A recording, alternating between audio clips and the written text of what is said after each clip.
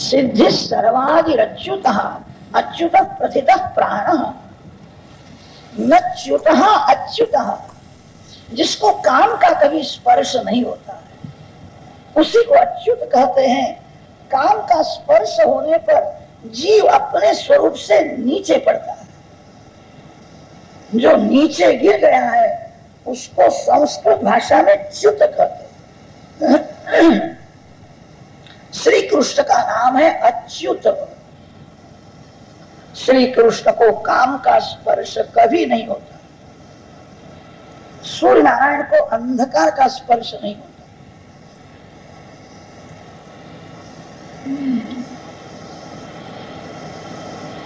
आप पूर्ण निष्काम हो, आप अति सुंदर हो। श्री कृष्ण अति सुंदर है, इसका यही कारण है निष्काम है। जिसको काम का स्पर्श हुआ उसके सौंदर्य का नाश हो जाता है। संसार सुंदर नहीं है, संसार जिसने बनाया है वह अति सुंदर है। संसार में कोई वस्तु देखने पर मन चंचल होता है। मन को समझाना ये संसार जिसने बनाया है वो कैसा सुंदर है। कारण का गुण कार्य में आता है। संसार कार्य है, परमात्मा कारण है। जिसको संसार में सौंदर्य दिखता है वो संसार की भक्ति करता है। जिसको भगवान में सौंदर्य दिखता है वो भगवान की भक्ति करता है। अनेक संतों के मुख से आपके सद्गुणों की कथा मैंने सुनी है। तभी से मैंने निश्चय किया है आप जैसे निष्काम हो, मैं निर्विकार हूं, मैं आपका भाग हूं।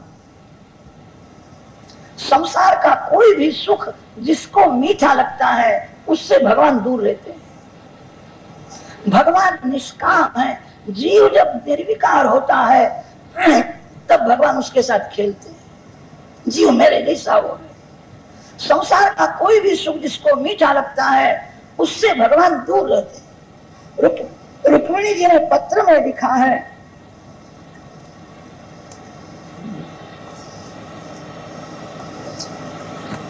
आप जैसे निष्काम हो वैसी मैं निर्विकार हूं, मैं आपका भाग हूं। आप नरसिंह हो, सिंह का भाग सिंह उठा करके ले जावे यही योग्य है। सिंह के भाग को श्रृगाल स्पर्श करे वो योग्य नहीं है। शिशुपाल श्रृगाल के जैसा है। कामी राजा का नाम लेना मेरे को अच्छा लगता है। मैं आपका भाग हूं। आप जैसे निष्काम हो वैसे मैं निर्विकार। आप मेरा स्वीकार करो। मेरे को विश्वास है आप मेरा स्वीकार करेंगे। कदाच मेरे अल्प पुण्य से इस जन्म में आप मेरा स्वीकार न करो, मैं दूसरा जन्म लूं, मैं तीसरा जन्म लूं, मैं 1000 जन्म लूंगी। किसी कामी राजा के साथ लग्न करना नहीं है, निष्काम परमात्मा के साथ मेरे को लग्न करना। मैं 1000 जन्म लूंगी। मोह में मिलन की उतावल होती है, प्रेम में अतिशय धैर्य होता है। रुक्मिणी जी ने पत्र में लिखा है, एक जन्म नहीं मैं अनेक जन्म लूंगी। यस्यांघ्रि पंकजरजस्नपनं महान्तो वाञ्छन्त्युमापतिरिवात्मतमोपहत्यै यर्यम्बुजाक्ष नलभेय भवत्प्रसादं जय्याम् असून् व्रतकृशान् शतजन्मभिस्यात्। अनेक जन्म लूंगी। मेरे को परमात्मा के साथ ही लग्न करना है, किसी कामी राजा की रानी होना नहीं है। प्रेम में अतिशय धैर्य होता है, मोह में मिलन की उतावल हो जाती है। ये शुद्ध प्रेम की कथा है। 1000 जन्म लूंगी, मैं भगवान के साथ ही लग्न करूंगी। श्री कृष्ण भगवान पत्र पढ़ते हैं, आनंद हुआ है। भगवान ने कहा है इस कन्या की प्रशंसा मैंने बहुत सुनी। मैं आपको सत्य कहता हूं, मेरी भी इच्छा इस कन्या के साथ लग्न करने की थी। मैंने जब से सुना शिशुपालक राजा के साथ उसका लग्न होने वाला है। महाराज आपको मैं क्या कहूं, मेरे को दिवस में भूख लगती नहीं है और रात्रि में नींद नहीं आती। भगवान कहते हैं रुक्मिणी के बिना मेरे को नींद नहीं आती, रुक्मिणी के बिना मेरे को भूख नहीं लगती है। तथा अहमपि तच्चित्तः निद्रांच न लभे निशि। भगवान सुदैव ब्राह्मण के साथ बातें करते। मैं रुक्मिणी जी के स्वरूप को जानता हूं। भगवान भक्तों के साथ खेलते हैं, भगवान भक्तों के साथ सो जाते हैं। जिसको संसार का सुख मीठा लगता है, ऐसे जीव के साथ भगवान नहीं रह सकते। रुक्मिणी मेरी जैसी निर्विकार है, मैं जैसा निष्काम हूं, वैसी रुक्मिणी निर्विकार है। भगवान को रुक्मिणी के बिना नींद नहीं आती है। जीव जब भगवान के जैसा निर्विकार होता है, तब भगवान उसके साथ में खेलते हैं, उसके साथ सो जाते हैं। आप आए सो अच्छा हुआ। भगवान ने दारुक सारथी को आज्ञा की है। दारुक सारथी रथ तैयार करके ले आया है। सुदैव ब्राह्मण को रथ में बैठा। आपके घर में कोई वाहन आवे तो प्रथम ब्राह्मण को बैठाओ, किसी साधु संत को बैठाओ। कितने लोग पुरोहित जी को कहते हैं कि हम मोटर में आगे जाते हैं, वहां आना। तो ब्राह्मण को प्रथम बैठाओ, गरीब को बैठाओ। भगवान ने जगत को शिक्षण दिया है। सुदैव ब्राह्मण को प्रथम रथ में बैठाया है। वंदन करके भगवान बैठते हैं। श्री कृष्ण जगत को शिक्षण देते हैं। मैं सभी देवों को मानता हूं, आप भी मानो। कितने लोग ऐसा बोलते हैं, मैं देवों को मानता हूं, पर देवों की पूजा करने की मेरे को इच्छा नहीं है, समय नहीं। जो देवों की पूजा नहीं करता वह देवों को नहीं मानता है। जो देवों को मानता है वो देवों की पूजा किए बिना नहीं रह सकता। गणपति महाराज को मान लिया, मैं गणपति को मानता हूं, आप भी मानो। गणपति का स्मरण करते हैं। जो बड़ा है उसके पीछे समाज है। कोई बड़ा आदमी भूल करता है तो उसके पीछे बहुत से लोग भूल करते हैं। जिसको भगवान ने बड़ा बनाया है उसका जीवन गंगा जल जैसा अति शुद्ध होना चाहिए। कोई बड़ा भूल करता है तो उसके पीछे बहुत से लोग भूल करेंगे। मैं गणपति को मानता हूं, सब लोग गणपति को मानो। भगवान ने गणपति महाराज का स्मरण किया है। गणपति महाराज प्रसन्न हुए हैं। मेरा स्मरण न करे, मेरे को वंदन न करे तो उनके लग्न में कोई विघ्न आने वाला है। मेरे को कितना मान देते हैं। द्वारका से रथ निकला है, विदर्भ नगरी में रथ आया है। रुक्मिणी जी प्रतीक्षा करती है। सुदैव ब्राह्मण दौड़ते हुए रुक्मिणी जी के राजमहल में आए। ब्राह्मण प्रसन्न दिखते हैं। रुक्मिणी जी समझ गए, ऐसा लगता है काम करके आए। रुक्मिणी जी वंदन करती है। रुक्मिणी जी को कहा है, बेटा मैं द्वारकानाथ को लेकर के आया हूँ, सभी बातें हुई है, तेरे को भगवान ने अपनाई है। बेटा तू अम्बा जी की पूजा करने के लिए जाती है, वहां श्री कृष्ण अपना रथ को लेकर के आने वाले। तेरी अम्बा जी की पूजा हो जावे कि तेरे को रथ में बैठा करके द्वारका में ले जाए। प्रभु आए हैं, मेरे को अपना ही है, मेरे को द्वारका में ले जाने वाले हैं। रुक्मिणी जी ने जब सुना अति आनंद हुआ, आंख गीली हुई। जो ब्राह्मण परमात्मा मेरे को प्रतिरूप से प्राप्त कराता है, उस ब्राह्मण को मैं क्या दूं। रुक्मिणी जी ने हाथ जोड़ करके कहा है, महाराज आपने मैंने आपको बहुत परिश्रम दिया है, मेरे लिए आपने बहुत त्रास सहन किया है, मेरे को सेवा करने की इच्छा है, मैं आपकी क्या सेवा करूं। ब्राह्मण ने दो हाथ ऊंचे किए, रुक्मिणी जी को आशीर्वाद दिया है, बेटा तेरा जय जयकार होगा, मेरा आशीर्वाद है। ब्राह्मण ने लिया नहीं, हृदय से आशीर्वाद। रुक्मिणी जी वंदन कर। रुक्मिणी जी को श्री कृष्ण पति मिले तो जो आनंद है, उससे अति आनंद तो सुदैव ब्राह्मण को है। श्री कृष्ण के साथ रुक्मिणी को देखने में जो आनंद आता है, शिष्य को जब भगवान का दर्शन होता है तब गुरुदेव को आनंद होता है। गुरुदेव ऐसा मानते हैं, शिष्य को भगवान का दर्शन मैं न कराऊं तब तक मैं शिष्य के ऋण में हूं। जिसने मेरे में विश्वास रखा है, जो मेरी सेवा करता है, मेरे पीछे पड़ा है भगवान के लिए, मैं उसको भगवान का दर्शन न कराऊं तब तक मैं उसके ऋण में हूं। शिष्य को जब भगवान का दर्शन होता है तब गुरुदेव को अति आनंद होता है। श्री कृष्ण के साथ रुक्मिणी जी को देख करके सुदेव ब्राह्मण को आनंद होता है, मेरा कर्तव्य परिपूर्ण हुआ है। ब्राह्मण ने कुछ लिया नहीं, हृदय से आशीर्वाद दिया, तेरा जय जयकार होगा, तेरा सौभाग्य अखंड रहेगा, भगवान की अनेक रानियों में सबसे श्रेष्ठ तू हो जाए। ब्राह्मण ने कुछ लिया नहीं, आशीर्वाद दे करके जाता है। रुक्मिणी जी को आश्चर्य होता है, कैसा ये ब्राह्मण है, मेरे लिए इतना दूर द्वारका में गया, मेरे लिए भगवान को ले आया, मेरी बहुत इच्छा थी मैं उनकी कुछ सेवा करूं, मैं उनको क्या दे सकती जो भगवान देता है। मेरी बहुत इच्छा थी, कुछ भी लिया नहीं, अब तो ब्राह्मण के ऋण में मेरे को रहना पड़ेगा।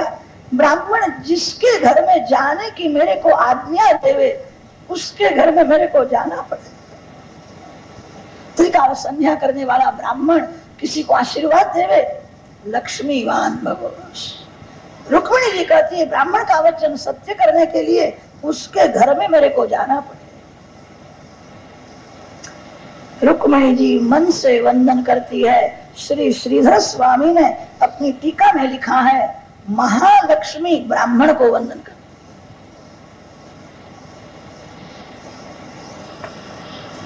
जो ब्राह्मण दिवस में 3 बार बराबर संध्या करता है, गायत्री का जप करता है, वो कभी गरीब नहीं हो सकता।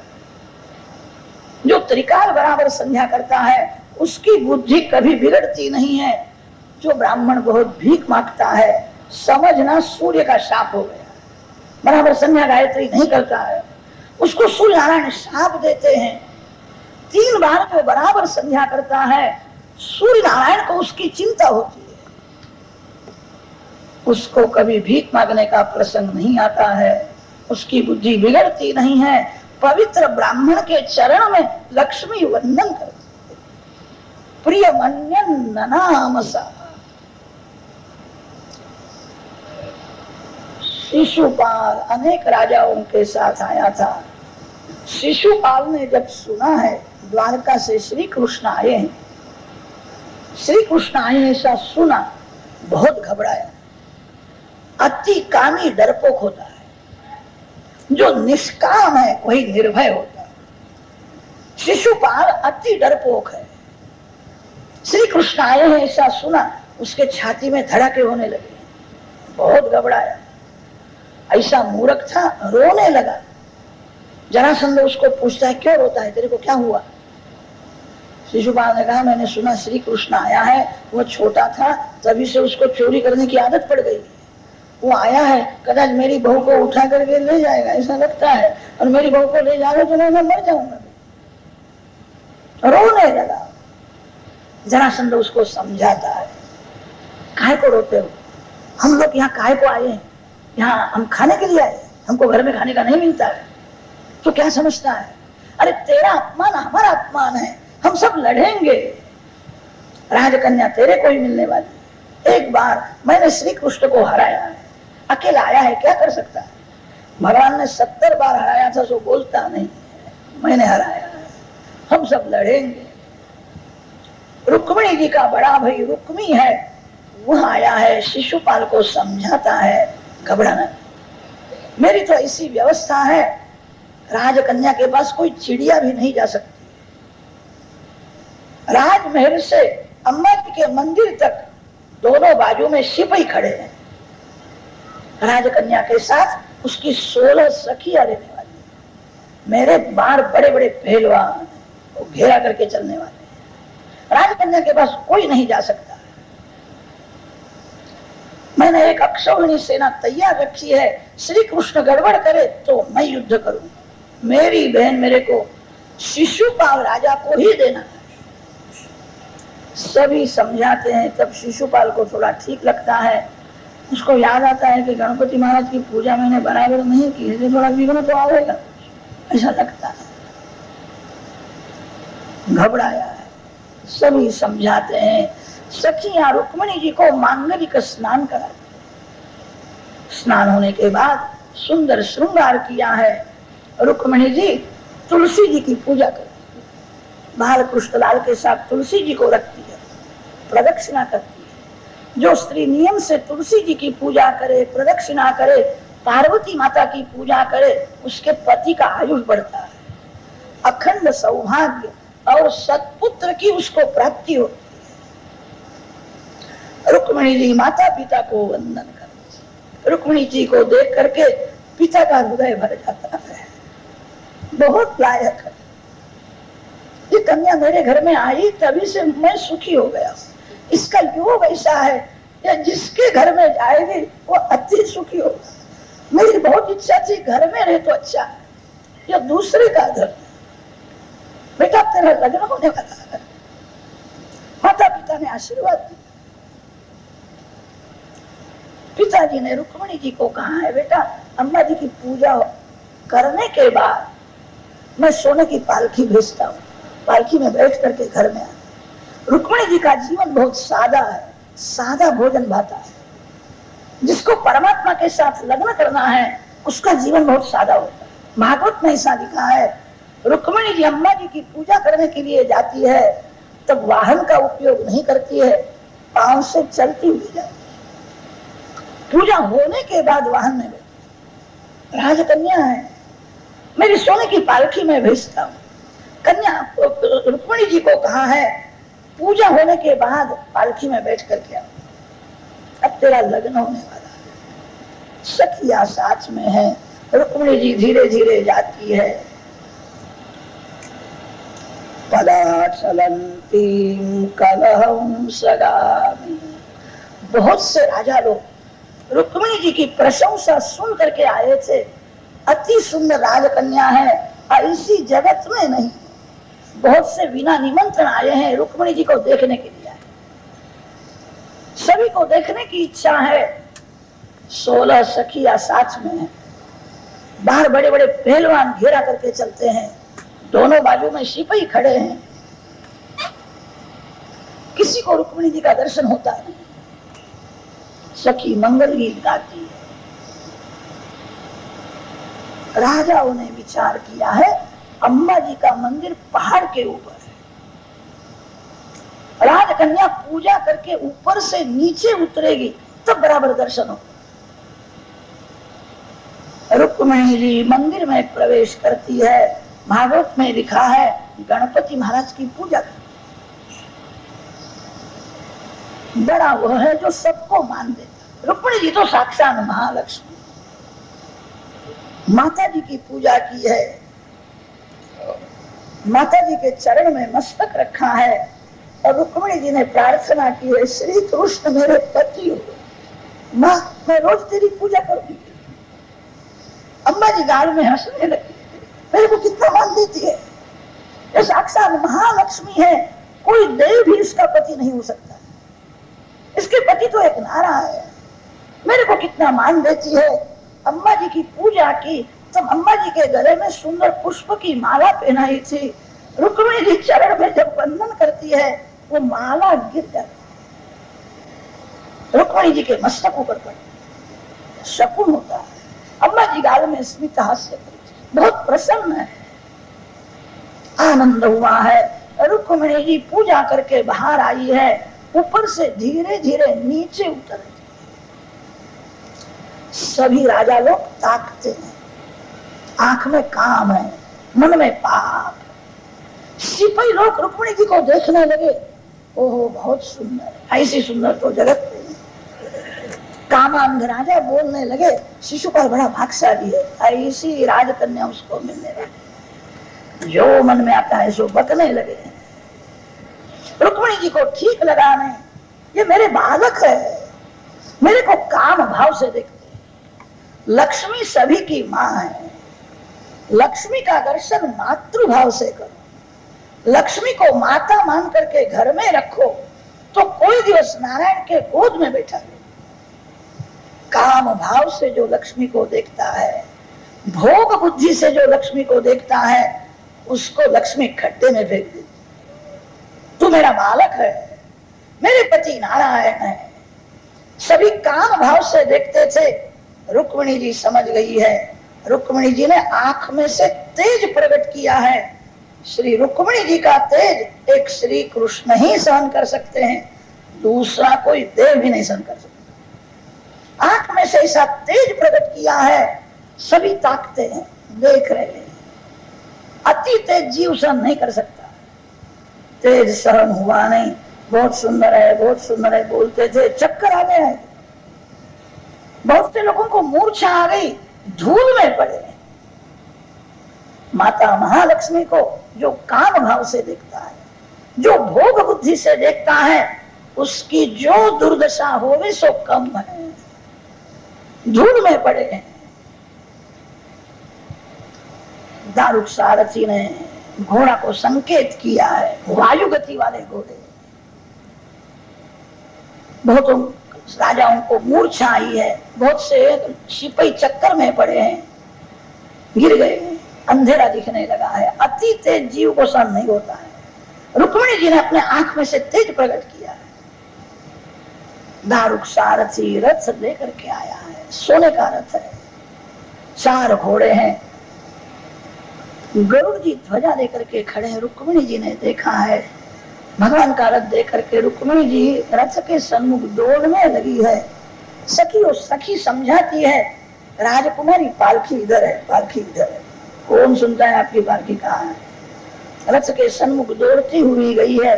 भगवान ने हाथ लंबाया है, रुक्मिणी जी का हाथ पकड़ करके रथ में बैठा दिया है। देव गंधर्व द्वारिका जय जयकार करने लगे हैं। द्वारका का रास्ता पकड़ा है। तो सब मूर्ख राजा धूल में गिरे थे, फिर जागते हैं। मेरे को एकदम चक्कर आ गया। दूसरा कहता है मेरे को अंधेरा दिखने लगा। तीसरे ने कहा मैंने सुना कि कृष्ण तो रुक्मिणी जी को ले गया यहाँ से, कि इतने में ले गए। ऐसे मूर्ख थे, हम गिर तो गए हैं, हमारी तंगड़ी तो ऊंची है, हम युद्ध करेंगे। जरासंध ने हुक्म किया, मार्ग को रोक लेना, ये हमारा अपमान है। जिस राजकन्या का लग्न शिशुपाल राजा के साथ होने वाला था, उसको उठा करके ले जाता है, हमारा अपमान है, हम लड़ेंगे। सभी राजा युद्ध करने के लिए तैयार हुए हैं। द्वारका में बलराम जी को रात्रि में खबर पड़ी, श्री कृष्ण बलराम 2 भाइयों में अति से प्रेम। बलराम जी का एक नियम था, अकेले भोजन कभी नहीं करते, दोनों भाई साथ में भोजन करते थे। बलराम जी श्री कृष्ण की प्रतीक्षा करते, अभी क्यों नहीं आते, कहाँ गए, कहाँ गए। फिर बलराम जी ने सुना कोई ब्राह्मण आया था, पत्रिका लेकर के आया था। बड़े भैया के कान में तो सब वार्ता थी, जानते थे। कन्हैया ने मेरे को भी कहा नहीं, अकेला गया है, रुक्मिणी जी के लिए राजा लोग युद्ध करेंगे। बलराम जी को भोजन लाया नहीं। रात्रि के समय में यादव सेना को बुलाया है, रात्रि के समय में प्रयाण किया है। बराबर युद्ध का समय हुआ था, बलराम जी ने विदर्भ नगरी में पांव रखा। बलराम जी बड़े वीर है, बलराम जी का नाम सुनते हैं तब राजा लोग थर थर थर थर कांपते हैं। महान वीर बलराम है। बलराम जी ने ऐसा पराक्रम किया है, सभी सेना छिन्न भिन्न हो गई। लोग बातें करते हैं ये बलराम है कि ऊपर से काल नीचे उतरा है, इसका पाल बाका होता नहीं है, ऐसा वीर हुआ नहीं है। भगवान ने देखा मेरे बड़े भैया आए थे, मैंने उनको कहा नहीं था, मेरे ऊपर उनका बहुत थे। सभी सेना छिन्न भिन्न हो गई। जरासंध घबराया। जरासंध शिशुपाल को समझाता है, अकेला कृष्ण होवे तो मैं उसको हरा सकता हूँ, ये बलराम पीछे से आ गया, ये दोनों भाई एक हो जाए फिर इनको कोई हरा सकता है। बलराम बड़े वीर है, इस समय हमको प्रतिकूल था, इनको अनुकूल था, उनकी जीत हुई है, घबराना नहीं, रोना नहीं, दूसरी कोई कन्या के साथ में तेरा लग्न कर दूंगा। शिशुपाल को समझा दिया। रुक्मी श्री कृष्ण के साथ युद्ध करता है, भगवान ने उसको पकड़ा है, रथ के स्तंभ के साथ बांध दिया है। मार्ग में श्री कृष्ण बलराम मिले। बलराम जी महाराज महान वीर है, जैसे वीर है वैसे ही व्यवहार में बड़े कुशल है। बलराम जी ने ऐसा विचार किया, लग्न न होवे तब तक दोनों भाइयों में प्रेम होता है, लग्न होने के बाद धीरे धीरे प्रेम कम होने लगा। कितने लोग तो फिर अलग होने का विचार करते, अलग हो जाए। बलराम जी का निश्चय है हम दोनों भाई साथ में ही रहेंगे, अलग होना नहीं है।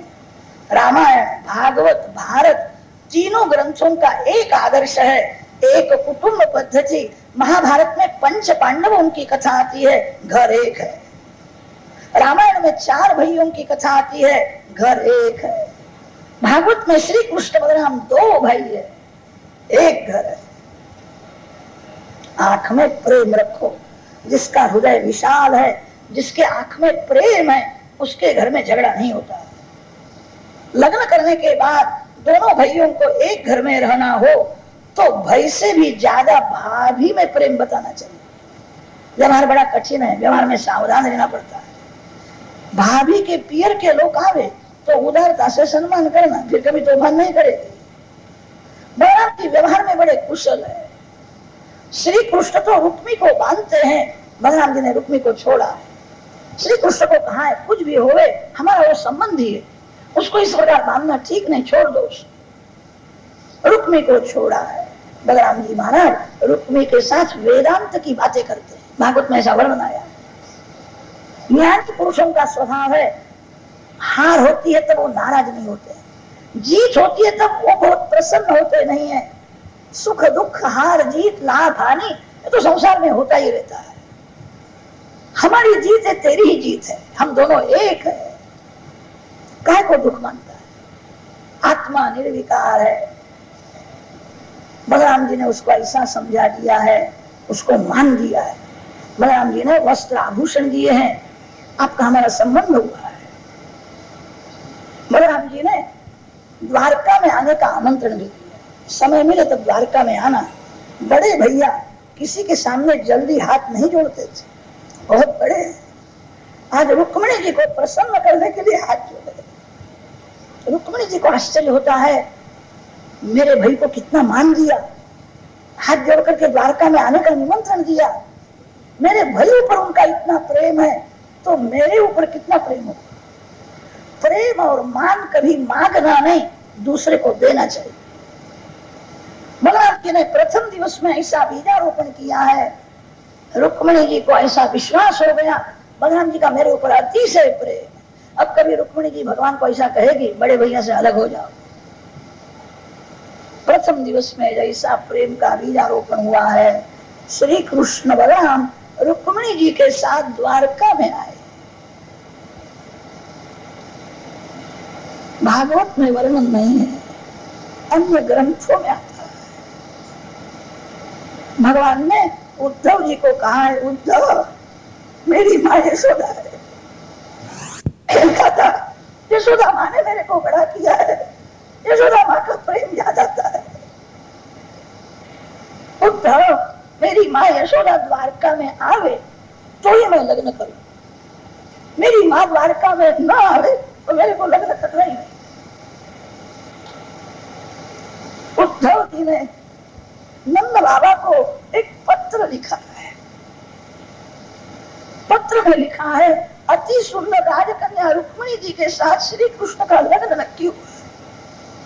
श्री कृष्ण ने खास लिखाया है, मेरी माँ यशोदा है, मेरी माँ द्वारका में न आवे तो मैं लग्न नहीं करूं। पत्र द्वारका से गोकुल में गया।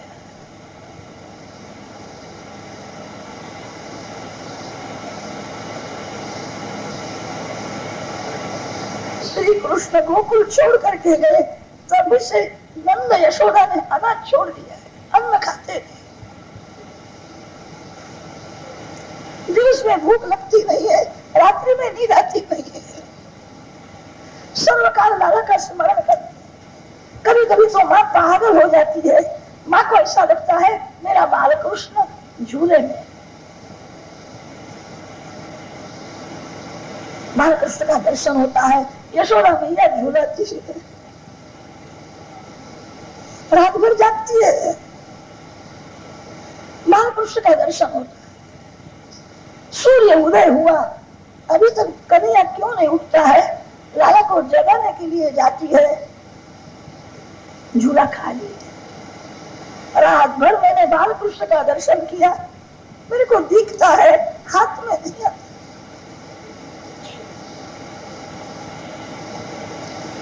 कभी कभी कन्हैया की बांसुरी सुन, नंदलाला को भास होता है, कदम के झाड़ ऊपर कन्हैया बैठा है, बांसुरी बजाता है। 2 घंटे हो गए, मेरे लाल को भूख लगी होगी। माखन मिश्री हाथ में लेकर के नंद जी झाड़ के ऊपर चढ़ने जाते। ब्रजवासी पूछते हैं, बाबा ये क्या करते हो? ऊपर कन्हैया बैठा है, मेरे लाल को भूख लगी होगी, मैं लाला को माखन देने के लिए जाता हूँ। ब्रजवासी बोलते हैं, बाबा कन्हैया यहाँ कहाँ है? वो मथुरा गया, और मथुरा से तो बहुत दूर गया है, सुना है वो द्वारका का राजा हुआ है। यहाँ कहाँ? पागल जैसी दशा हुई, मेरा कन्हैया राजा हुआ है, मेरे घर का वो राजा था, मेरे घर का वो दीपक था, कन्हैया गया तभी से अंधेरा हुआ है। यहाँ था तब बहुत प्रेम करता था, मेरे आंख में आंसू आवे, मेरे लाल को सहन होता नहीं। मेरे को समझावे, माँ मैं तेरा बालक हूँ, माँ तू जो कहेगी जो मैं करूंगा। माँ तेरे आंख में आंसू आते हैं तो तेरे लाला को बहुत दुख होता है। कैसा बोलता था? यहाँ था तब मेरे को बहुत समझाता था, बहुत प्रेम करता था। यहाँ जाने के बाद, यहाँ से जाने के बाद वो निष्ठुर हो गया। ना मेरा कन्हैया निष्ठुर नहीं, मेरे को याद करता होगा। मेरे को ऐसा लगता है किसी स्त्री ने कन्हैया के ऊपर कुछ जादू कर डाला। ना आवेगा, मेरे कान में उसने कहा है मैं आऊंगा। मेरा लाल जो बोलता है वो सत्य हो, वो सत्य कर। नंद यशोदा पागल जैसी दशा, शरीर दुर्गत हुआ है। लाला की बातें करते हैं, लाला का स्मरण करते हैं, एक एक लीला का चिंतन करते हैं, आंख में आंसू आ जाते हैं। ऐसा लगता है यही है। भले न आवे, मैं सुनता हूँ कन्हैया आनंद में, और राजा हुआ है। 2 दिन की भी उसको फुर्सत नहीं मिलेगी, घर में 2 दिन के लिए नहीं आए। कभी कभी नंद बाबा बहुत व्याकुल होते हैं, मैं कन्हैया का पिता नहीं हूँ, मैं लाला का दास। मैंने एक बार कथा में सुना है, राम के पिता दशरथ, राम वन में जाने के बाद दशरथ के प्राण राम के पीछे पीछे, अभी मेरे प्राण निकलते नहीं है, अब मेरे को क्या दुख भोगना है?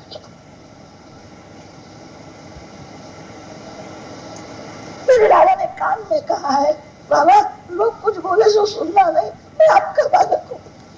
कैसा बोलता था? मेरे को उसका बहुत प्रेम, मेरे को मरना नहीं, मैं मर जाऊं तो कन्हैया आवे पूछेगा मेरे बाबा कहाँ है। उसको दुख होगा, उसको दुख न होवे, इसीलिए हम दुख सहन करके जीवे। आने वाला है, आने वाला है। कभी कभी यशोदा माँ नंद बाबा को सुनाती है, मेरे लाला को गायों के पीछे क्यों भेजते थे? मेरे को कहता था ये ब्रजवासी मेरे को गायों के पीछे दौड़ाते हैं, भैया मेरे को थोड़ा सा माखन देते हैं और मेरे को कहते तू नाच, तेरे को नाचना बड़ा अच्छा आता है। सब बैठे रहते थे, मेरे लाल को बहुत नचाया। ऐसा भोला, ऐसा सरल था, थोड़ा सा कोई माखन देवे, थोड़ी मिठाई देवे, उसके आगे नाचता था। उसको बहुत नचाया, अब बड़ा राजा हो गया। हुकुम में मेरे लाल को बहुत सहन करना पड़ा, इसलिए नहीं आता। मेरे लाला को गायों के पीछे आप क्यों भेजते? नंद कहते हैं कन्हैया यहाँ था तब गाय उसको बहुत प्राण से भी प्यारी लगती, मैं बार बार कहता था बेटा नौकर ले जाएंगे, मेरा लाल बहुत कोमल है। रोने लगे। मेरे को कहे कि बाबा मेरे को घर में अच्छा नहीं लगता, मेरे को गायों की सेवा में आनंद आता है, मेरे को जाने दो। उसकी आंख में आंसू आवे, फिर मैं कहता था जा बेटा ले जा। यहाँ था तब गाय उसको बहुत प्यारी लगती थी, कन्हैया था तो मेरे घर की गाय हाथी के जैसी रुष्ट पुष्ट। अब गाय दुर्बल हो गई,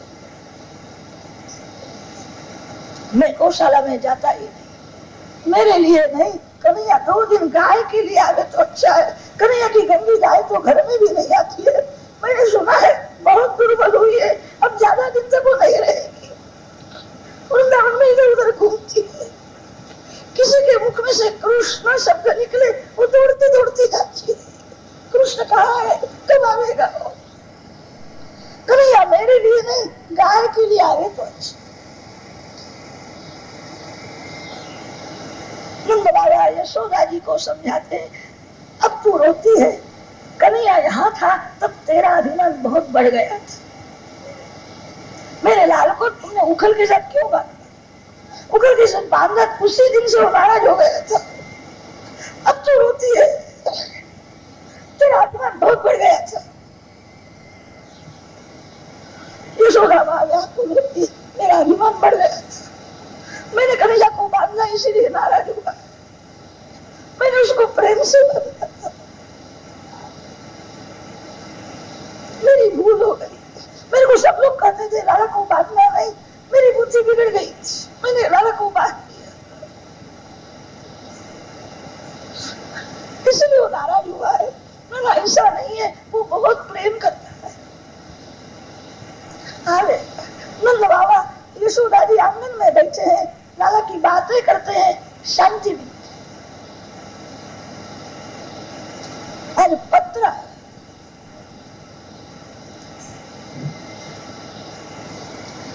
यशोदा माँ को भय लगता है, जहाँ अति प्रेम है वहाँ शंका हो जाती है, मेरे लाल को वहाँ कुछ हुआ तो नहीं, पत्र में क्या लिखा हो? आज तक कभी पत्र आया नहीं, कन्हैया भले न आवे आनंद में। पत्र में क्या लिखा है, आप जल्दी पढ़ो। माँ को भय लगा है, आज तक कभी पत्र आया नहीं। श्री कृष्ण माँ को पत्र लिखने के लिए बैठते थे, माँ का नाम लिखते हैं, स्मरण होता है, हृदय भर जाता है।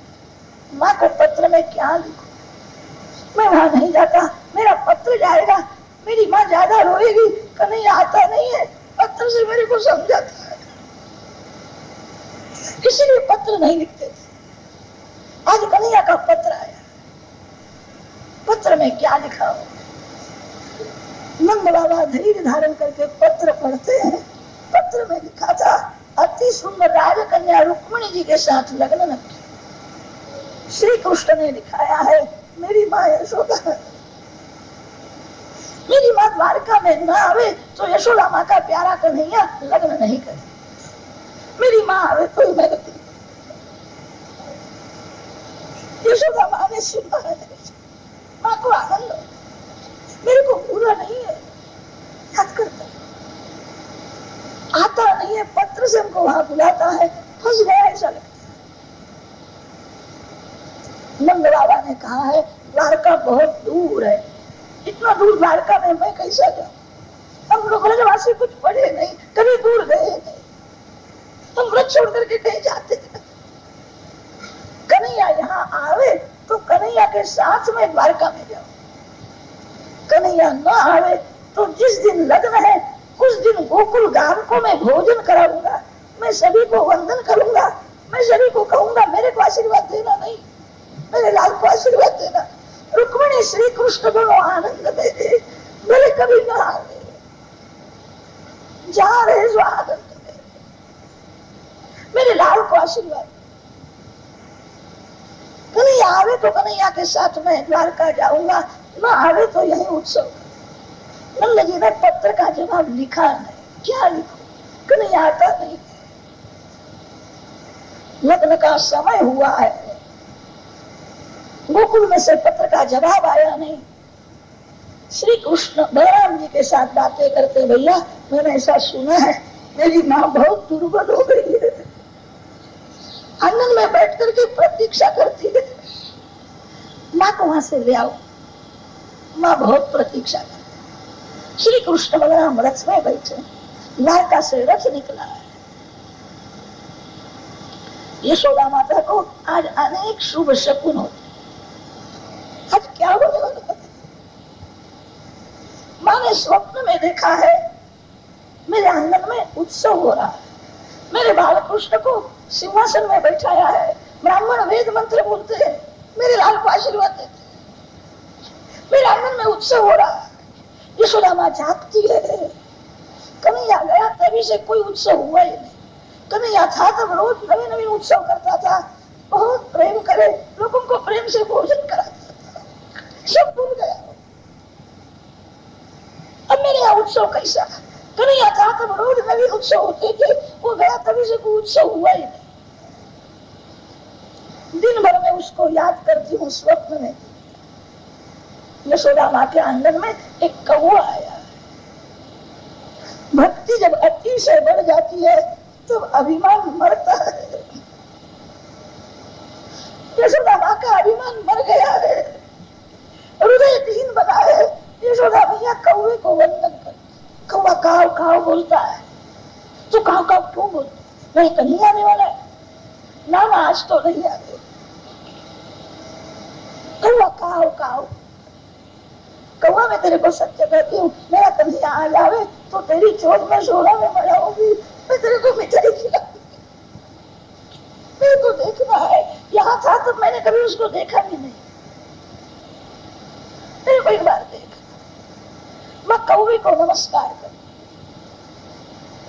नंद बाबा मूर्छा में पड़े। श्री कृष्ण बलराम का रथ निकला।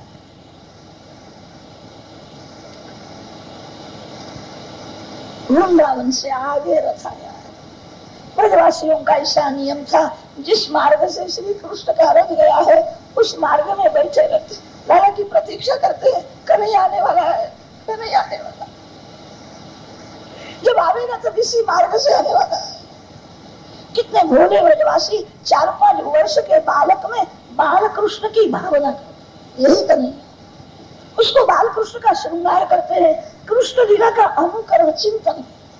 कितने ब्रजवासी मूर्छा में पड़े, मूर्छा में भी कृष्ण कृष्ण कृष्ण कृष्ण कृष्ण कृष्ण कृष्ण रोम रोम में से।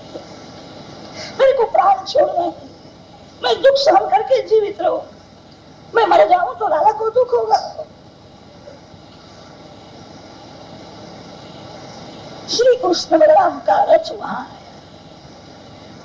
अब श्री कृष्ण द्वारका के राजा हुए थे, आज उनका राजा का श्रृंगार था, उनके मस्तक में सोने का मुकुट था। अब राजा जी आज हुए, ब्रजवासी उनको पहचान सके। मेरे को पहचानते, रथ में से नीचे उतरे। बड़ा कोई राजा आया है, राजा गोकुल में गाय को आया। श्री कृष्ण प्रेम से पूछते, मेरी माँ कहाँ है, नंद बाबा कहाँ है, कि आप कौन हो, कहाँ से आए? मेरे को पहचानते, मेरा कन्हैया कब आएगा, लाल को देखना। मेरे को पहचानते। वहां वृंदा देवी मिली है। वृंदा देवी ने श्री कृष्ण को कहा है, ये भोले ब्रजवासी है, आपका राजा का श्रृंगार देख करके वो घबराते हैं, उनके हृदय में प्रेम नहीं होता है, आपको पहचान सकते नहीं है, ब्रजवासियों को प्रसन्न करने के लिए आए हो, राजा का श्रृंगार उतार दो, ब्रज का श्रृंगार। राजा धीराज हुए थे, राजा का श्रृंगार उतार,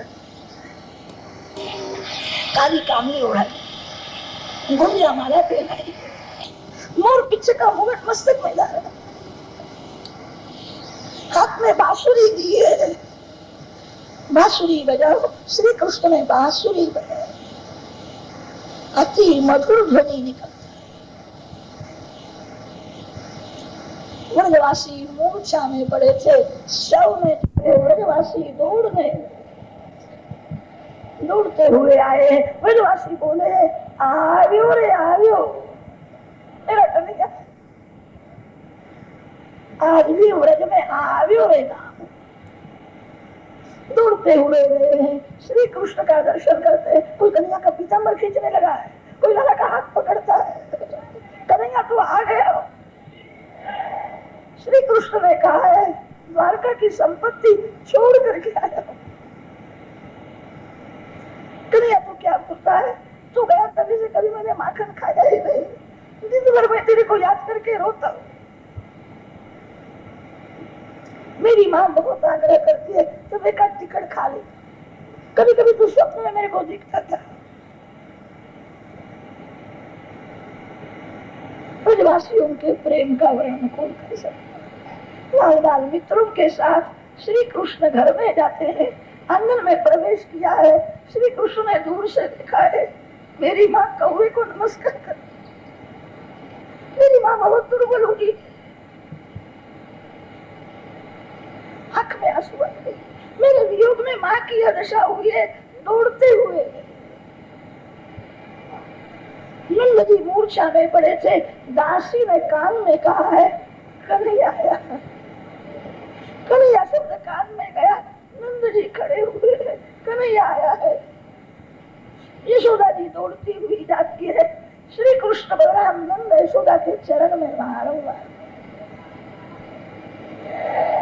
कृष्ण को मैं यहाँ से मैं गया, यहाँ से जाने के बाद ऐसा फंस गया, मेरे को आने का समय मिला नहीं, माँ आने में बहुत विलम्ब हुआ, माँ मैं क्षमा। यशोदा माँ की भक्ति ऐसी थी, माँ का प्रेम ऐसा था, परमात्मा माँ को वंदन करके क्षमा मांगे, मेरी भूल, मेरे वियोग में माँ की दशा। बाल कृष्ण को उठा करके छाती के साथ माँ के स्तन में से दूध की धारा अति आनंद हो।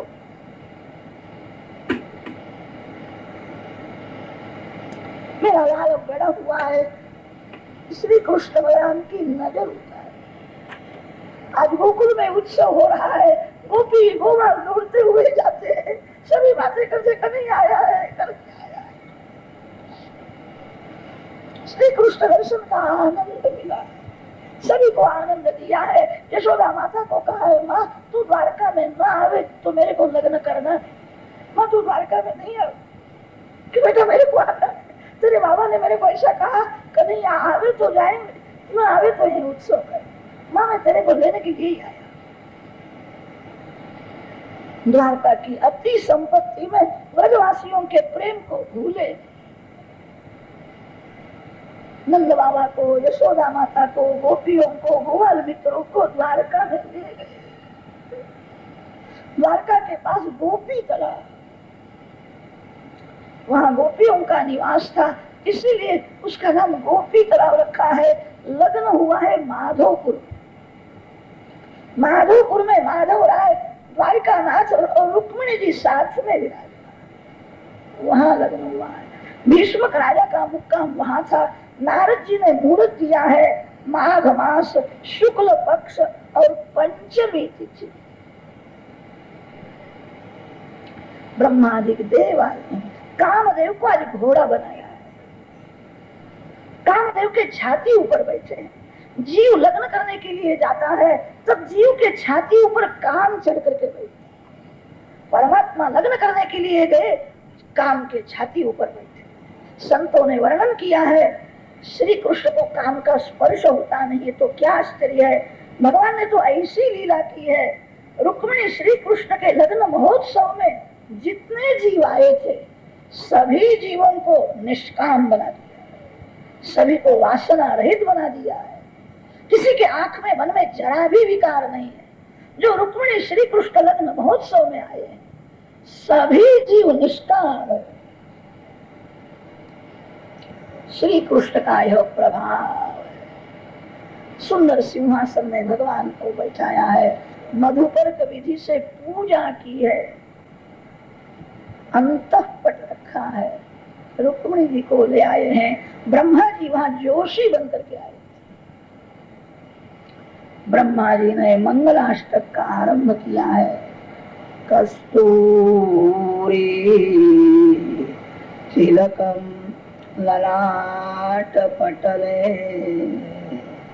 वक्षस्थले कौस्तुभं नासाग्रे वरमौक्तिकं करतले वेणु करे कंकणं सर्वांगे हरिचंदनं सुललितं कंठे च मुक्तावलिं गोपस्त्री परिवेष्टितो विजयते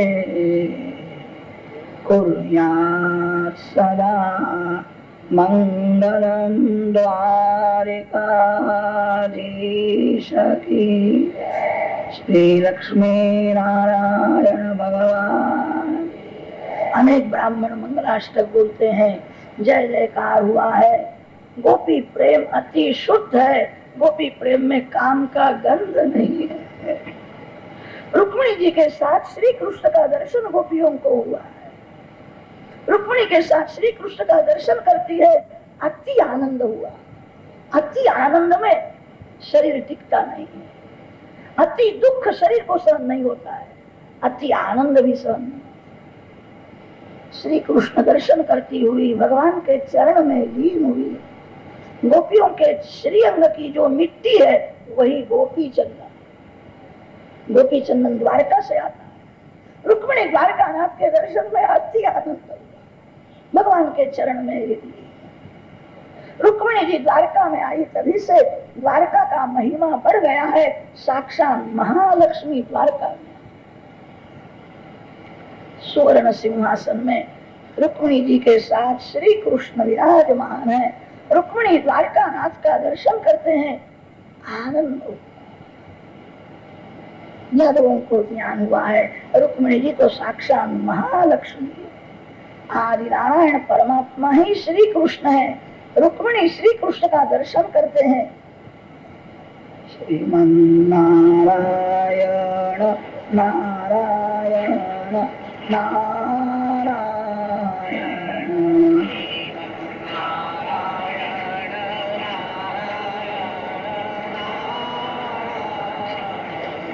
श्रीमन नारायण नारायण नारायण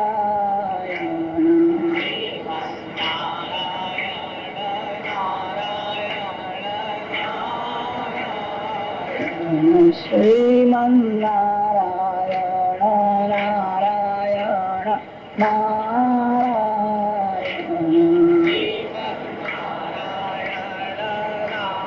श्रीमन नारायण नारायण नारायण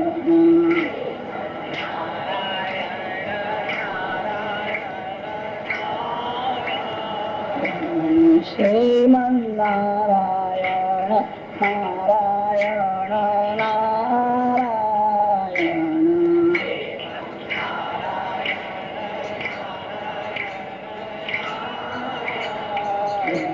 श्रीमन नारायण नारायण नारायण श्रीमन नारायण नारायण नारायण लक्ष्मी नारायण नारायण नारायण श्रीमन नारायण नारायण नारायण लक्ष्मी नारायण नारायण नारायण श्री नारायण नारायण नारायण गंगा मैया की जय। श्री गोवर्धन नाथ की जय। श्री गिरिराज धारण की जय। द्वारिका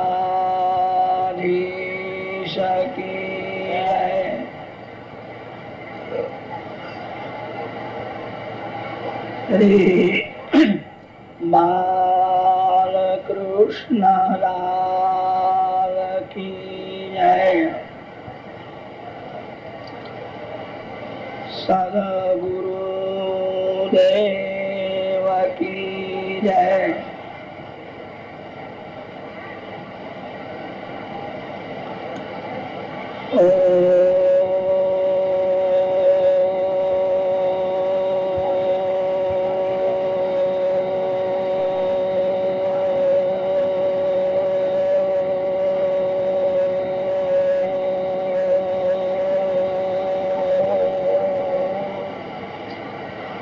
नमः पार्वती पतये हर हर महादेव।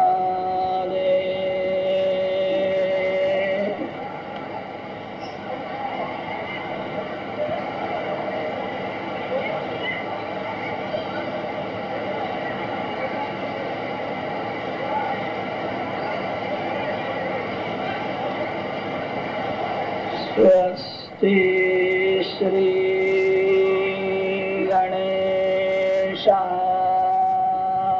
नमः।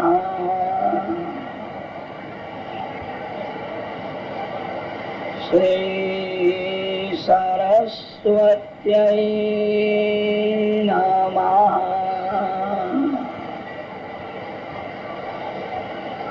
श्री गुरुभ्यो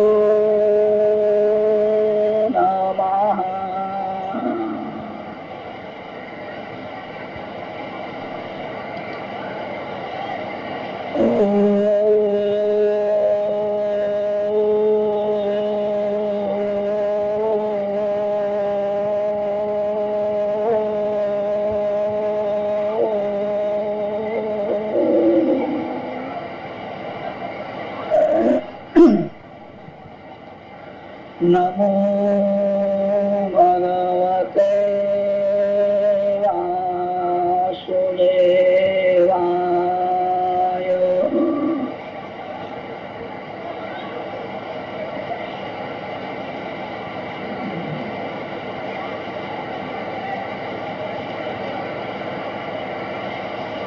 श्री शुक उवाच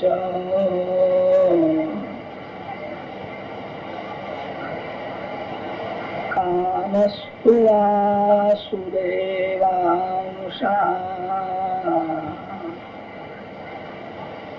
जगतः प्राग्रुद्रमन्युना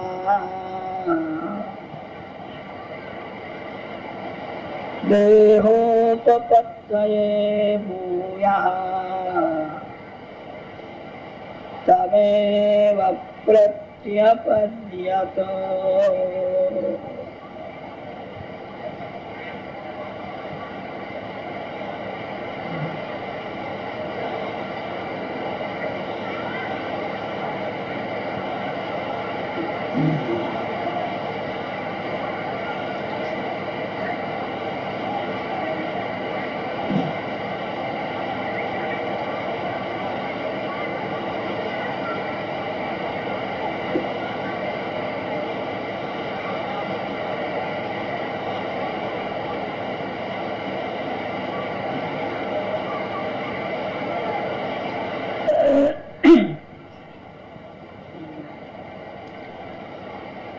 परमात्मा श्री कृष्ण की आह्लादिका शक्ति रुक्मिणी जी है। जगत के आधार श्री कृष्ण है। जगत आधार श्री कृष्ण के भी आधार श्री रुक्मिणी जी। जगत को आनंद श्री कृष्ण देते हैं। संसार में आनंद नहीं है, संसार में सुख है और दुख भी है। जीव को आनंद भगवान देते हैं।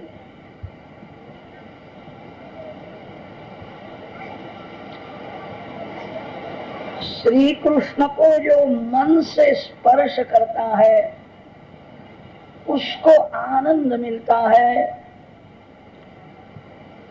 जगत को आनंद देने वाले श्री कृष्ण हैं। श्री कृष्ण को आनंद श्री रुक्मिणी जी देती। श्री रुक्मिणी जी महालक्ष्मी का स्वरूप है।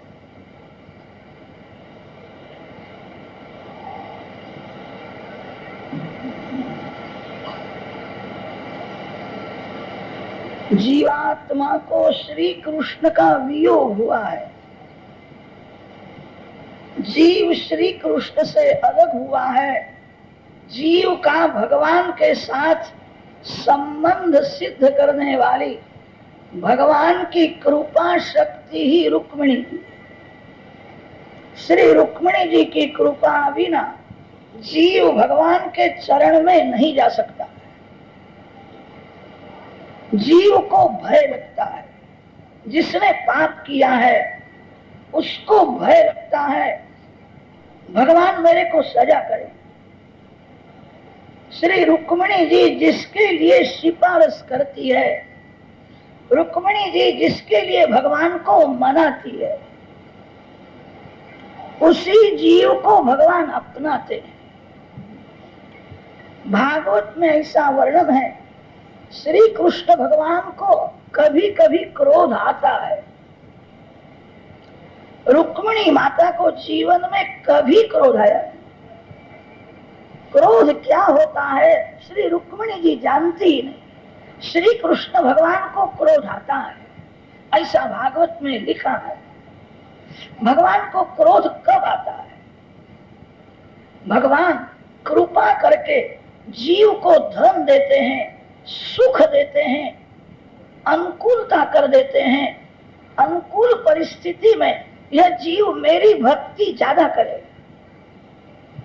ज्यादा भक्ति करने के लिए, परोपकार करने के लिए भगवान जीव को सर्व प्रकार की अनुकूलता कर देते हैं।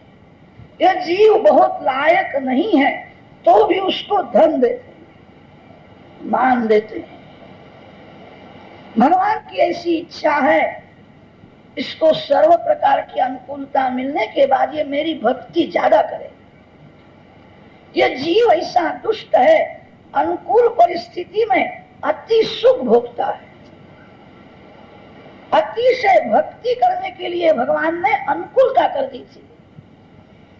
अनुकूल परिस्थिति में जो मर्यादा छोड़ करके अति सुख भोगता है, भगवान को क्रोध आता है।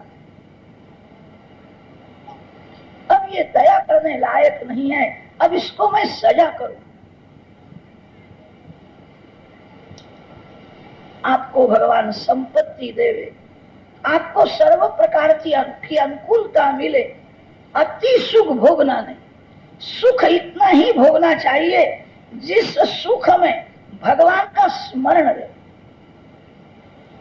जीव भगवान को भूल जाता है और अति सुख भोगता है, तब तन और मन बहुत बिगड़ जाता है। सुख विवेक से भोगना, इतना ही सुख भोगना कि जिस सुख में भगवान याद आए। अति सुख में जीव ईश्वर को भूल जाता है।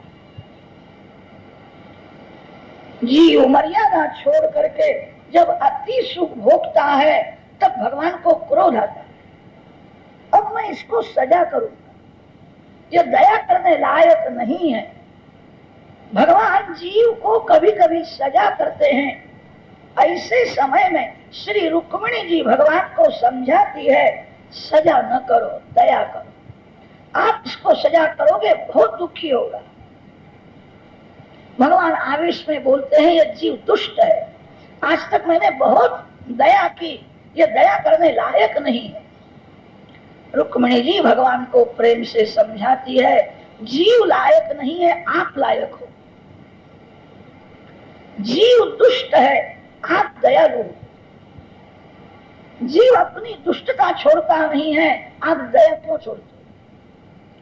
अतिशय प्रेम होने से भगवान श्री रुक्मिणी जी के अधीन रहते हैं।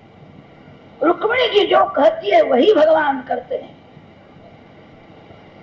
रुक्मिणी जी की कृपा से, महालक्ष्मी की कृपा से जीव नारायण के चरण में जा सकता है। सुखदेव जी महाराज वर्णन करते हैं,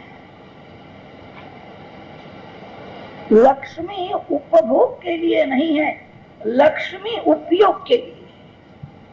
इस शरीर से भगवान की भक्ति होती है, इसलिए इस शरीर को थोड़ा सुख देने की जरूरत है। कितने लोग ऐसा समझते हैं यह सब मैंने कमाया है, यह मेरा धन है, मैं अति सुख भोगूंगा। भूल है।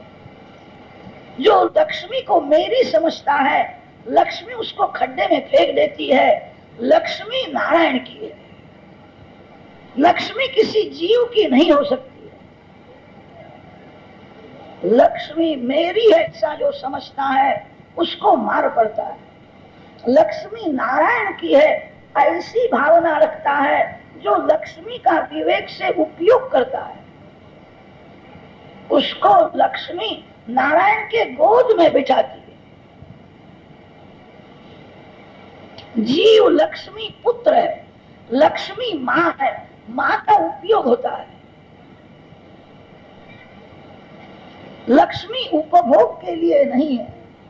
प्रातः काल में वर्णन किया था, रुक्मिणी जी का अलौकिक सौंदर्य देख करके राजाओं के मन में काम भाव वासना जागृत हुई, भोग बुद्धि से देखने लगे। रुक्मिणी जी ने आंख में से तेज प्रकट किया, सभी धूल में गिर गए। लक्ष्मी को जो भोग बुद्धि से देखता है उसको लक्ष्मी खड्डे में फेंक देती है। लक्ष्मी को जो मातृभाव से देखता है, माता समझ करके दर्शन करता है, माँ अपने बालक को पिता के गोद में बिठा देती। जीव लक्ष्मी पुत्र है। लक्ष्मी के शास्त्र में अनेक भेद बताए हैं, अलक्ष्मी, लक्ष्मी, महालक्ष्मी। अलक्ष्मी का वाहन घुबड़ है, घुबड़ के ऊपर बैठ करके अलक्ष्मी आती है, रुलाती है, दुख दे करके ही बाहर जाती है। जो पैसा पाप से घर में आया वो शांति नहीं देता है। धन को धर्म की मर्यादा में रखो। जीवन में धन की जरूरत है, धन से भी ज्यादा धर्म की जरूरत है। जीवन में धन मुख्य हुआ और धर्म गौण हो गया, तभी से जीवन बिगड़ने लगा। हमारे ऋषियों ने धन को साधन माना। धन साध्य नहीं है, धन साधन है। धन से भी धर्म श्रेष्ठ है। धन मरने के बाद साथ में नहीं आता है, धर्म मरने के बाद साथ में आता है। धन को धर्म की मर्यादा में रखो। पाप का जो पैसा है वही अलक्ष्मी है। पाप का पैसा बहुत दुख देकर के बाहर जाता है। डॉक्टर के यहाँ जाना पड़े, वकील के यहाँ जाना पड़े, समझना धन पाप से आया था। पाप का धन यही अलक्ष्मी है। लक्ष्मी उसको कहते हैं जो धर्म से और अधर्म से धन घर में आया, वो लक्ष्मी है। थोड़ा धन भोग विलास में जाता है और थोड़ा धन परोपकार में भी जाता है, वो लक्ष्मी का स्वरूप है। रुक्मिणी जी महालक्ष्मी है। जो धन धर्म से, नीति से घर में आया है, आपके हाथ से जिसका सदुपयोग होता है उतना ही धर्म का धन है। सुखदेव जी महाराज राजर्षि को सावधान करते, शरीर से भगवान की भक्ति होती है, इसलिए इस शरीर को थोड़ा सुख देना आवश्यक है। शरीर को जो अति सुख देता है उसका शरीर बिगड़ जाता है।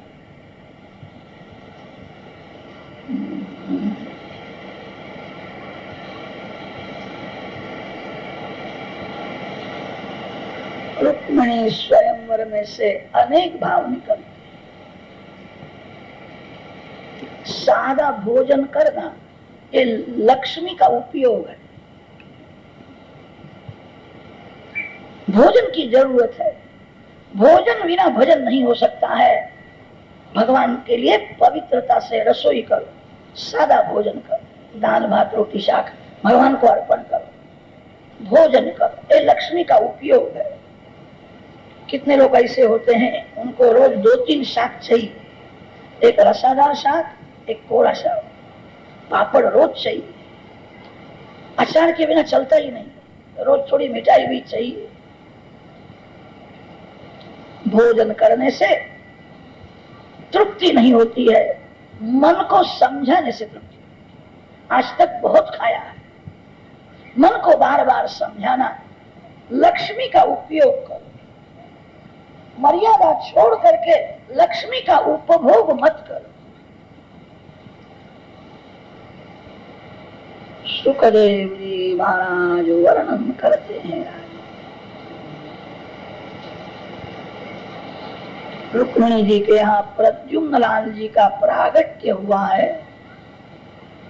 प्रद्युम्न लाल जी ने शंबरासुर दैत्य का विनाश किया है। भगवान का दूसरा लग्न सत्राजित की कन्या सत्यभामा जी के साथ हुआ है। तीसरा लग्न स्यमंतक मणि शोधने के लिए गए थे, तब जाम्बवान के साथ युद्ध हुआ है। जाम्बवती जी के साथ तीसरा लग्न हुआ है। भगवान का चतुर्थ लग्न श्री यमुना जी के अंश में से श्री कालिंदी जी प्रकट हुई है। कालिंदी जी के साथ चतुर्थ लग्न हुआ है। पांचवा लग्न मित्रविंदा जी के साथ हुआ है। छठा लग्न नागनज जी के साथ हुआ। सातवां लग्न सत्या जी के साथ हुआ और आठवां लग्न लक्ष्मणा जी के साथ हुआ। श्री कृष्ण की 8 पट्ट रानियां है। गीता जी के 7वें अध्याय में अष्टधा प्रकृति का वर्णन आया है। प्रकृति अष्टधा है, पृथ्वी जल तेज वायु आकाश मन बुद्धि और अहंकार, अष्टधा प्रकृति है। परमात्मा जगत में आते हैं तब प्रकृति दासी बन करके भगवान की सेवा करती है। जीव जगत में आता है तब वो प्रकृति का दास बन जाता है। आप सब वैष्णव हो, आप सब प्रभु के प्यारे हो, आप परमात्मा के अंश हो। प्रकृति का उपयोग करो। जो प्रकृति के अधीन होता है उसको प्रकृति रुलाती है। जीव परमात्मा का दास है। जीव अपने स्वरूप को भूल जाता है, प्रकृति का गुलाम बन जाता है। जो प्रकृति के अधीन होता है उसी को प्रकृति दुख देती है। जो भगवान के अधीन रहता है, मैं भगवान का हूं, मैं भगवान का हूं, अपने स्वरूप को जो बराबर ध्यान में रखता है, प्रकृति का उपयोग करता है, उसको प्रकृति भक्ति में साथ देती है, उसको शांति देती है। जो प्रकृति का गुलाम बन जाता है, प्रकृति शब्द का अर्थ स्वभाव होता है। मानव स्वभाव के अधीन होकर के कर्म करता है। अनेक बार मानव समझता है मेरा स्वभाव अच्छा नहीं है, उतावल में मैं बोलता हूँ, मेरे को क्रोध जल्दी आ जाता है, मैं कामी हूँ, मेरे मन में मत्सर बहुत है, किसी को बहुत मार मिले, बहुत धर्म मिले, मेरे से सहन नहीं होता है, मेरा स्वभाव अच्छा नहीं है। मानव के दुख का कारण एक इसका स्वभाव है। जिसका स्वभाव सरल है, जिसका स्वभाव बर्फ के जैसा ठंडा है, वह जहां जावे वहां शांति है। कथा सुनने के बाद थोड़ा स्वभाव सुधरना चाहिए। मानव का स्वभाव सुधरे तो बहुत सा दुख कम हो जाए। दुख का कारण उसका खराब स्वभाव।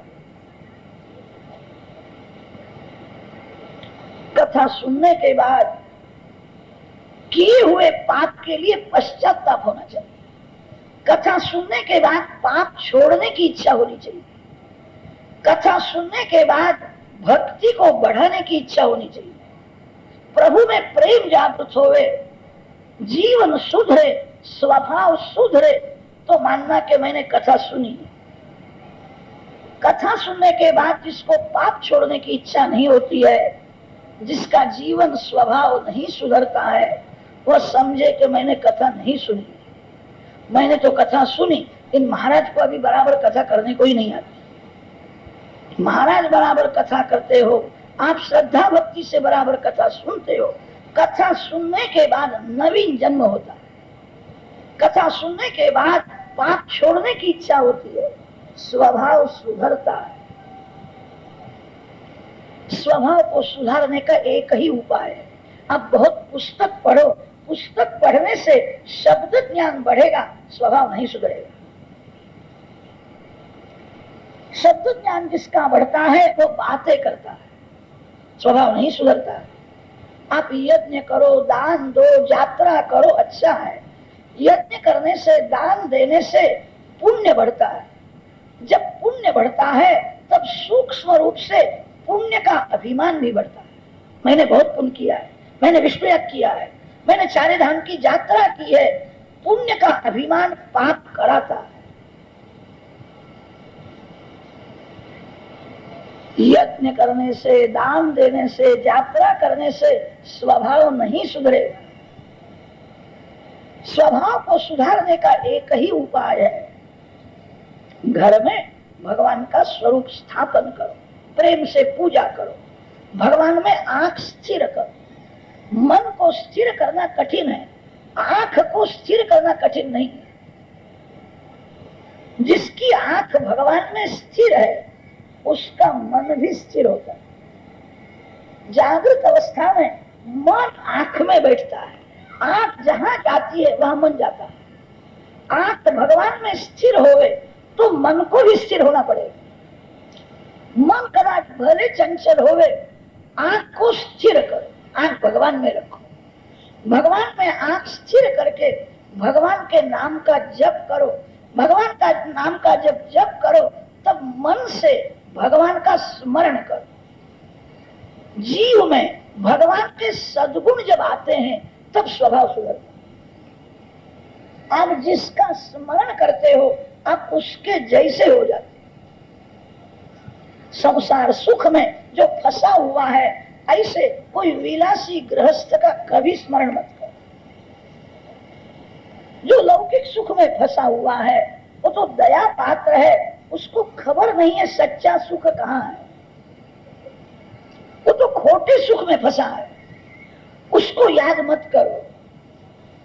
स्मरण भगवान का करो, जीभ से जप करो, आंख से दर्शन करो, भगवान के सद्गुण आप में आवे। जीव में जब भगवान का सद्गुण आता है तभी स्वभाव सुधरता है। स्वभाव सुधारने का दूसरा कोई भी उपाय नहीं।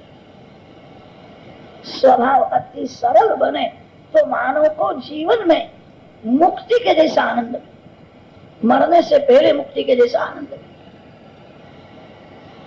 स्वभाव के अधीन जीव होता है, इसीलिए दुखी है। जीव भगवान के अधीन हो, स्वभाव के ऊपर विजय प्राप्त करे। स्वभाव विजयो भवे वदति वल्लभ श्री हरे। अष्टधा प्रकृति भगवान की 8 पट्ट रानियां है। एक अध्याय में 16,000 राजकन्याओं के साथ भगवान का लग्न होता है, वह कथा आई। ये 16,000 जो राजकन्याएं हैं ये वेद के अभिमानी देव है। प्रत्येक वेद मंत्र के अभिमानी देव होते हैं, ऋषि होते हैं।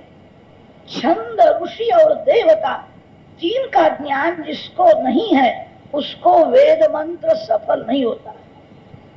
बहुत से लोग वेद मंत्र बोलते हैं, उनको पूछो इस मंत्र के ऋषि कौन है, किसने यह मंत्र सिद्ध किया है, इस मंत्र के देव कौन है। देव, ऋषि और छंद तीनों का जिसको ज्ञान है उसी को वेद मंत्र सफल होता है। छंद, ऋषि, देवता का ज्ञान जिसको नहीं है उसको वेद मंत्र सफल नहीं होता है। प्रत्येक वेद मंत्र के अभिमानी एक एक देव है। ऋषियों ने वर्णन किया है वेद के मंत्र 1 लाख है। लाख मंत्रों में 80,000 वेद के मंत्र कर्म कांड के। वेद में कर्म कांड बहुत बड़ा है। 4,000 वेद के मंत्र ज्ञान कांड के हैं।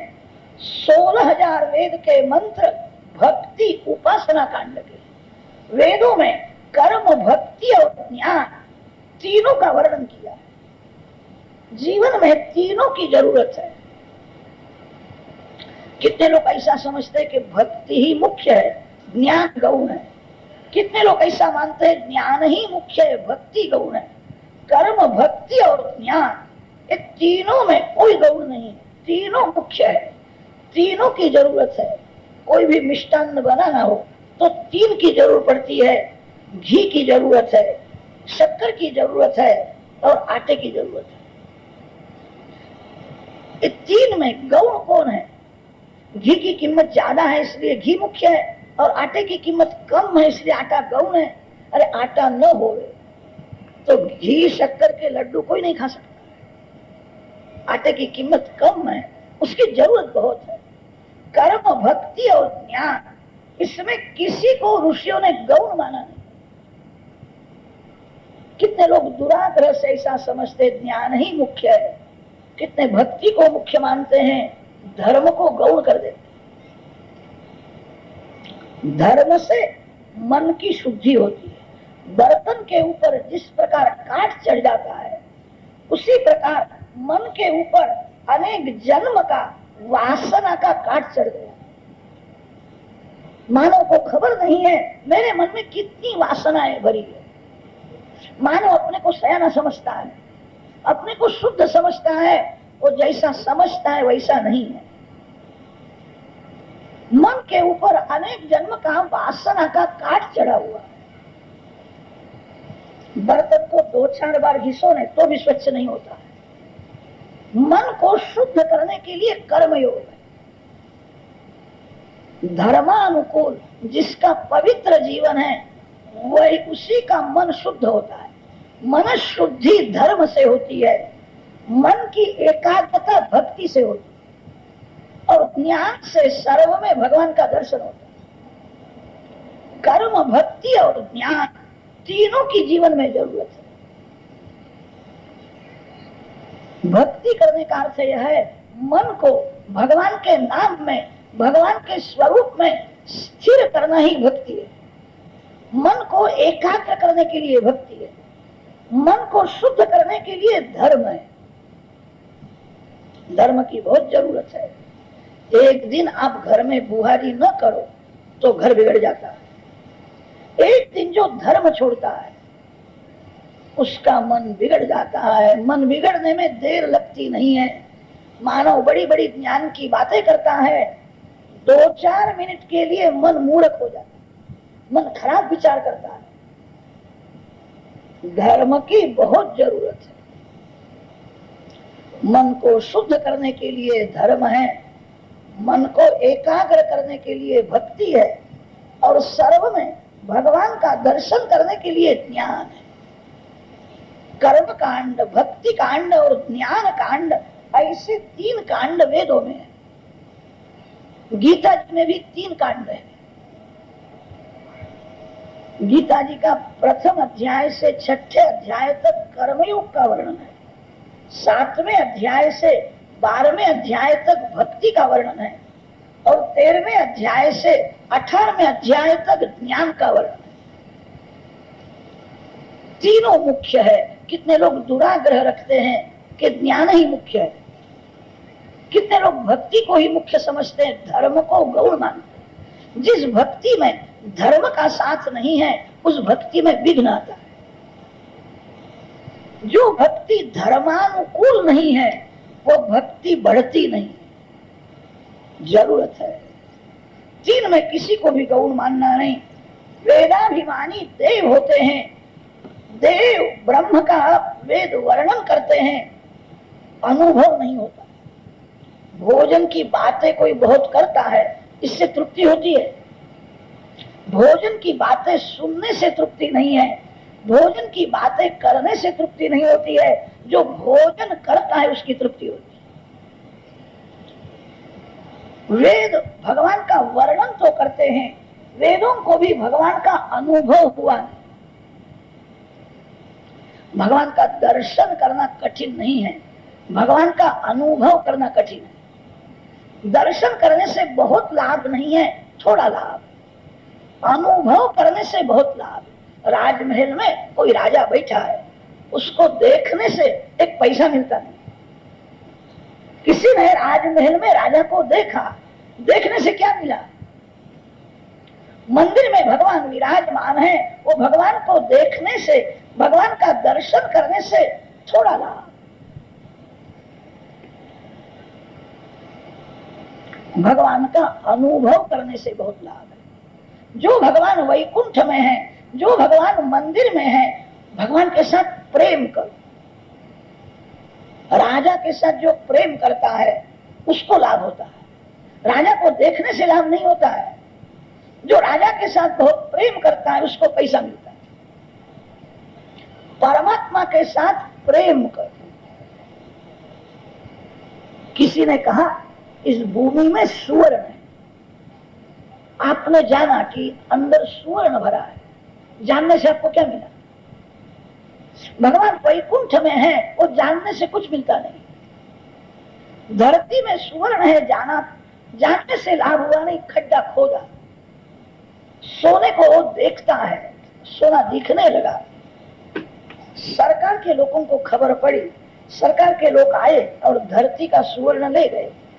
आप जानते थे इस धरती में सुवर्ण है, आपने खड्डे खोदने का परिश्रम भी किया था, सोने को देखा, सोना हाथ में आया नहीं। देखने से लाभ नहीं है, हाथ में आवे तो लाभ। मुनीम के हाथ में सेठ के रुपये होते हैं, मुनीम के हाथ में धन है। मुनीम समझता है ये मेरा नहीं, सेठ को हिसाब देना पड़ेगा, मेरे को तो जो पगार मिलता है उतना ही मेरा है। पैसा जब आपका होता है तब लाभ। पैसों को देखने से लाभ नहीं, पैसा हाथ में आने से लाभ नहीं, पैसा जब आपका हो जाता है। परमात्मा के साथ ऐसा प्रेम करो कि भगवान आपके हो जाए। आत्म स्वरूप में परमात्मा का दर्शन ही अनुभव है। भक्ति का आरंभ तब होता है जीव को जब अपने स्वरूप का ज्ञान होता है, मैं भगवान का हूं, मैं भगवान का हूं। जो ऐसा समझता है मैं स्त्री का हूं, मैं पुरुष का हूं, वो बराबर भक्ति नहीं करता।